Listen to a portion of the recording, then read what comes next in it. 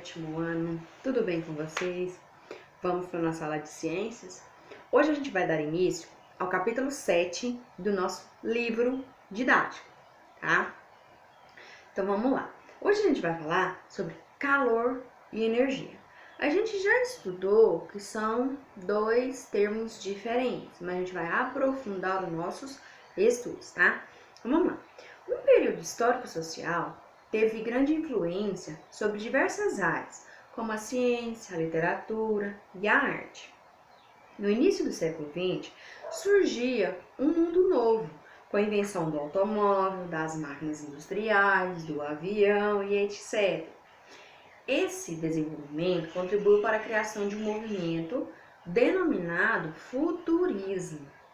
No futurismo, os artistas eles estavam interessados em representar a velocidade das máquinas e seguir uma linha um tanto radical que exaltava a máquina, a velocidade e a tecnologia acima de tudo. Uma das características do futurismo era retratar ambientes urbanos imersos em certo desenvolvimento tecnológico, como construções imponentes, presença de luz elétrica e inovações industriais. Técnicas para dar a ideia de movimento também eram constantes, buscando uma sensação de mudança e dinamismo. De certo modo, o movimento ele se alinhava com a crença de que a ciência e a tecnologia elas promoveriam o progresso e a prosperidade das nações. Então, o calor e a energia foram duas ideias muito importantes para a sustentação dessa crença. Afinal, lá no século XVIII, a Grã-Bretanha ela presenciou grandes mudanças no processo produtivo com o desenvolvimento de máquinas movidas pelo calor, as chamadas máquinas térmicas. É o caso da máquina de James Watt. Essa máquina ela servia para quê? Para retirar das minas de carvão a água, tá? E assim facilitar a extração desse mineral, que era o combustível de outras máquinas térmicas. Hoje, a gente tem vários tipos de combustíveis, né? Para movimentar essas máquinas, a gasolina, o etanol, o gás natural, o carvão, o metano e os biocombustíveis, tá? E aí, como a gente tem os combustíveis e a obtenção de energia térmica? Vamos descobrir?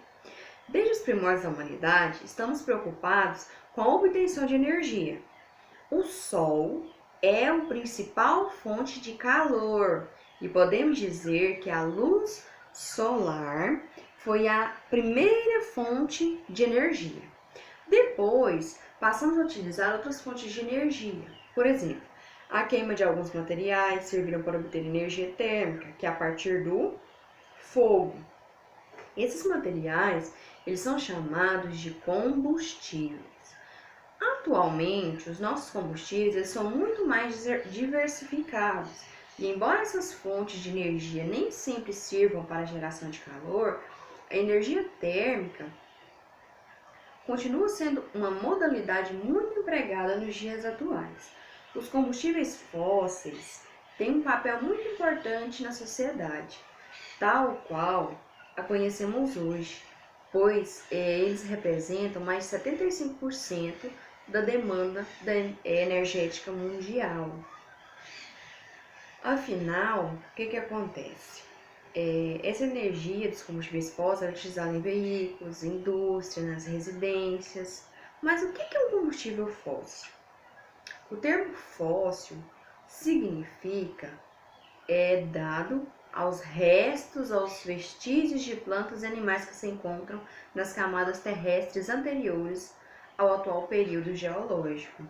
Os combustíveis fósseis, eles originaram-se exatamente por meio da decomposição. É uma decomposição muito lenta dos seres vivos, tá? Os animais e os vegetais. E ao longo dos milhares ou milhões de anos.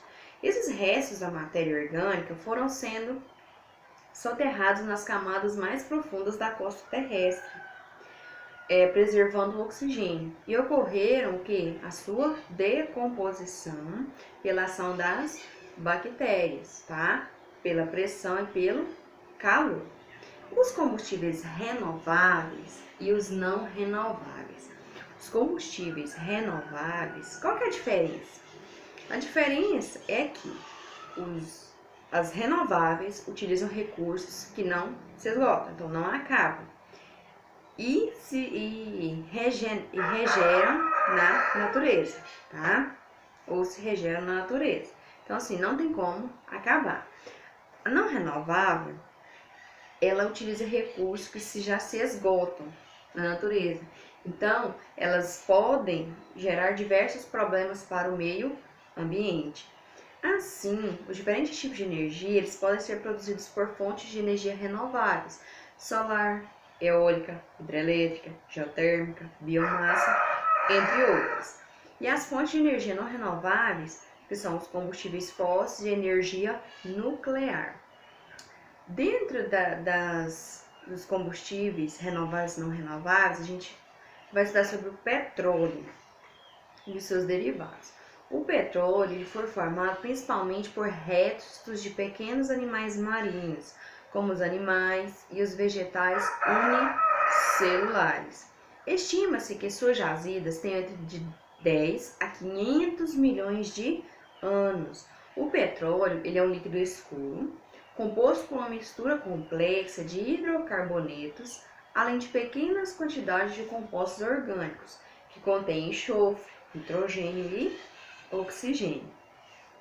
Ele é o combustível fóssil mais utilizado atualmente, porque seu refinamento por meio da destilação fracionada origina várias frações ou misturas de compostos orgânicos, com quantidades próximas de carbono que compõem derivados do petróleo. Eles podem ser usados de diversas formas, tá? Por exemplo, a aplicação do petróleo e os derivados, no caso dele, são a gasolina, o gás natural, o óleo diesel, tá?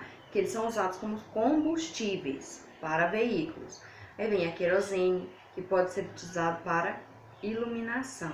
Aí tem o GLP, que é o gás liquefeito de petróleo. Ele é usado no gás de cozinha.